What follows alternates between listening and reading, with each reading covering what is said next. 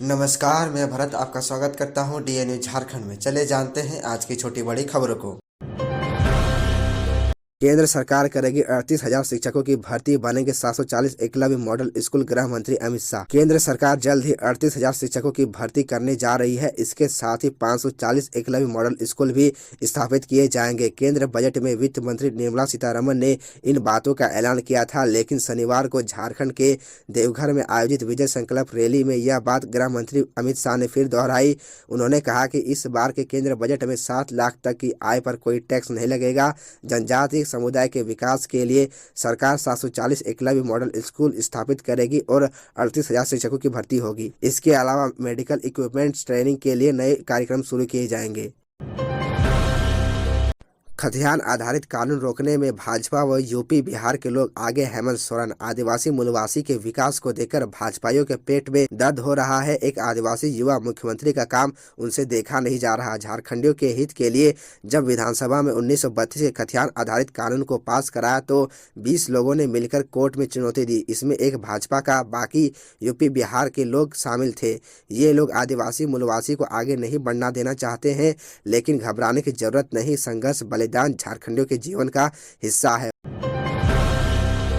निलंबित आईएएस पूजा सिंघल ने जमानत अवधि पूरी होने के बाद किया सरेंडर, गई जेल। निलंबित आईएएस पूजा सिंघल ने शनिवार को जमानत की अवधि पूरी होने के बाद ईडी कोर्ट में सरेंडर किया, जिसके बाद उन्हें जेल भेज दिया गया। सुप्रीम कोर्ट से जमानत मिलने के बाद 4 जनवरी को पूजा सिंघल 8 माह बाद जेल से बाहर आई थी। बेटी के इलाज के लिए उन्हें 1 माह के लिए सुप्रीम कोर्ट से सशर्त जमानत प्रदान की गई थी।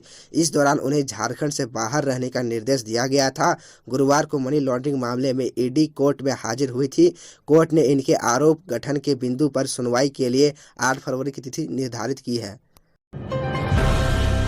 विधायक ढुल्लू ने दायर की जमानत अर्जी, अन्य मामले में हुई पेशी। धनबाद षड्यंत्र के तहत ग्रामीणों पर जान मारने की नीयत से गोली व बम से हमला के मामले में जेल में बंद बाघमारा विधायक ढुल्लू महतो ने शनिवार 4 फरवरी को सत्र न्यायालय में जमानत अर्जी दायर की। अधिवक्ता एसएन मुखर्जी ने बताया कि अर्जी पर सोमवार को सुनवाई होगी। 2 फरवरी को एमपी एमएलए के मामलों की सुनवाई के लिए गठित विशेष न्यायिक दंडाधिकारी संतोष मुर्मू ने अदालत ने विधायक की जमानत अर्जी खारिज कर दी थी। डोमन महतो, उसके पुत्र कन्हैया महतो पर जानलेवा हमला करने के मामले में बाघमारा विधायक ढुल्लू महतो को शनिवार को एमपी एमएलए के विशेष न्यायाधीश अखिलेश कुमार की अदालत में पेश किया गया। अदालत ने के मामले की सुनवाई के लिए तारीख तय कर दी है। भारत की सबसे भ्रष्ट हेमंत सरकार, अभी तक नहीं मिला है किसी आदिवासी लड़कियों को न्याय। अमित शाह। केंद्रीय गृह मंत्री अमित शाह देवघर में विजय संकल्प रैली कार्यक्रम में शामिल हुए। इस दौरान उन्होंने मौजूद लोगों को संबोधित करते हुए केंद्र की भाजपा सरकार की तारीफ करते हुए कहा है कि केंद्र सरकार ने जम्मू कश्मीर से धारा 370 को खत्म करने का काम किया। हमारी सरकार जब से बनी है, देश में आतंकवाद, नक्सलवाद, बाहरी घुसपैठिए के खिलाफ कार्रवाई की जा रही है। इस दौरान उन्होंने झारखंड के मुख्यमंत्री हेमंत सोरेन पर निशाना साधते हुए कहा है कि भारत की सबसे भ्रष्ट सरकार हेमंत सरकार है। यहाँ की सरकार बांग्लादेशी घुसपैठियों को घुसाने का काम कर रही है। साथ ही यहाँ की आदिवासी बहन बेटियों के साथ लगातार घटनाएं हो रही है, लेकिन यह सरकार बहन बेटियों की मदद नहीं कर रही है। अभी तक कुछ भी काम नहीं किया। सुनीता चौधरी ने किया नामांकन। सुदेश महतो बोले, मजबूती के साथ चुनाव जीतेगी एनडीए। रामगढ़ विधानसभा उपचुनाव को लेकर चल रही चुनाव प्रक्रिया का शनिवार 4 फरवरी को 2 प्रत्याशियों ने नामांकन किया। वहीं चुनाव प्रक्रिया के 5वें दिन 4 और लोगों ने नामांकन पत्र खरीदा। शनिवार को एनडीए प्रत्याशी सुनीता चौधरी ने 2 सेट में अपना नामांकन निर्वाची पदाधिकारी सह एसडीओ मोहम्मद जावेद हुसैन के समक्ष दाखिल किया। इस मौके पर आजसू सुप्रीमो सुदेश महतो, बीजेपी के वरिष्ठ नेता सह रांची विधायक सीपी सिंह, गिरिडीह सांसद चंद्र प्रकाश चौधरी समेत पार्टी के कई नेता और कार्यकर्ता उपस्थित थे। धनबाद टैक्स वृद्धि निरस्तीकरण के लिए व्यापारियों ने मुख्यमंत्री से की मुलाकात। धनबाद कृषि उत्पाद में 2% टैक्स वृद्धि के निरस्तीकरण की मांग को लेकर 4 फरवरी को धनबाद की कृषि बाजार समिति के व्यापारियों ने मुख्यमंत्री हेमंत सोरेन से बड़ौदा के हवाई अड्डे पर मुलाकात की। मुख्यमंत्री हेमंत सोरेन से कृषि बिल के निरस्तीकरण को लेकर कोई संतोषजनक जवाब न मिलने से बाजार समिति के व्यापारियों में आक्रोश है। व्यापारियों ने सोमवार 6 फरवरी को काला बिल्ला लगाकर राज्य सरकार के खिलाफ विरोध जताने बढ़ाने का फैसला किया है। बुधवार को पूरे प्रदेश में बैठक कर आगे की रणनीति तय की जाएगी। यह जानकारी बाजार समिति के अध्यक्ष विनोद गुप्ता ने बाजार समिति के प्रांगण में आयोजित प्रेस वार्ता में दी। कोर्ट फीस में वृद्धि, आदिवासियों पर जुल्म वापस ले आशा लकड़ा। भाजपा की राष्ट्र मंत्री व रांची की मेयर आशा लकड़ा ने राज्य सरकार द्वारा कोर्ट फीस में अप्रत्याशित वृद्धि का विरोध किया है। शनिवार को प्रेस वार्ता में आशा लकड़ा ने कहा कि कोर्ट फीस में वृद्धि आदिवासियों व गरीबों पर जुल्म के समान है।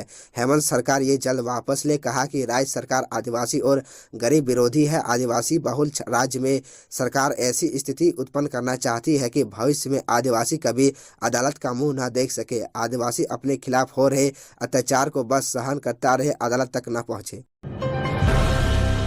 चतरा में बाइक और स्कूटी की जोरदार टक्कर, मौके पर छात्रा की मौत, परिवार में पसरा मातम। झारखंड के चतरा जिले में दर्दनाक सड़क हादसा हो गया, जहां चतरा डोभी मुख्य पथ स्थित डीडीसी स्कूल के समीप शनिवार को बाइक और स्कूटी की टक्कर में एक छात्रा की मौत हो गई, जबकि बाइक सवार युवक घायल हो गया, जिसे बेहतर इलाज के लिए हजारीबाग मेडिकल कॉलेज रेफर कर दिया गया। मृतका सदर थाना क्षेत्र के सिकीदा गांव निवासी सह शिक्षक वीरेंद्र पांडे की 18 वर्ष पुत्री साक्षी कुमारी है। जानकारी के मुताबिक साक्षी नाजरेथ विद्या निकेतन की छात्रा थी। अपने छोटे भाई को स्कूल से वापस घर लाने के लिए स्कूटी से स्कूल जा रही थी। इसी बीच डीडीसी आवास के समीप विपरीत दिशा में से तेज गति से आ रही बाइक से सीधी टक्कर हो गई और घटनास्थल पर ही छात्रा साक्षी की मौत हो गई, जिसकी पुष्टि सदर अस्पताल में ड्यूटी पर तैनात चिकित्सक ने की। धनबाद के HURL ग्रीन कॉरिडोर में लगी भीषण आग, सैकड़ों पेड़ जलकर राख। धनबाद में सिंदरी स्थित हिंदुस्तान उर्वरक एवं रसायन लिमिटेड HURL ग्रीन कॉरिडोर में भीषण आग लगी है। इस आग लगी में सैकड़ों पेड़ जलकर राख हो गए। आग बुझाने के लिए दमकल की 4 गाड़ियां लगी है। आग लगने के कारणों का फिलहाल पता नहीं चल पाया है। खोट्ठा गीतकार विनय तिवारी जयशंकर प्रसाद स्मृति पुरस्कार से हुए सम्मानित। झारखंड में खोट्ठा कला संस्कृति के विकास में महत्वपूर्ण योगदान देने के लिए झारखंड सरकार से सम्मानित खोट्ठा गीतकार विनय तिवारी को जयशंकर प्रसाद सम्मान 2022-23 के तहत इस वर्ष सम्मानित किया गया। कार्यक्रम में मुख्य अतिथि के रूप में रांची विश्वविद्यालय के पूर्व कुलपति डॉक्टर रमेश कुमार पांडे ने उन्हें स्मृति चिन्ह देकर शॉल ओढ़ाया। बता दें कि खोट्ठा गीतकार विनय तिवारी धनबाद के रोआम कातरास के निवासी है। इस सम्मान समारोह को झारखंड जयशंकर प्रसाद विचार मंच द्वारा आयोजित किया गया। दरअसल मंच हिंदी साहित्य क्षेत्र, भाषा और कला संस्कृति को बढ़ावा देने के उद्देश्य से इस समारोह को आयोजन किया। सम्मान समारोह रांची के शहीद चौक स्थित सेमिनार भवन एवं टेलीफोन भवन BSNL में किया गया। तो यह थी झारखंड की टॉप बड़ी खबरें, और इसी तरह झारखंड की छोटी सी बड़ी खबरों को देखने के लिए आप हमारे चैनल DN News झारखंड को सब्सक्राइब कर ले और बेल आइकन को प्रेस कर ले, जिससे आपको झारखंड की हर छोटी बड़ी खबरों के अपडेट आप तक पहुंचता रहे। तो आज के लिए इतना ही, हमें दीजिए इजाज़त, फिर मिलते हैं आपसे अगले वीडियो में।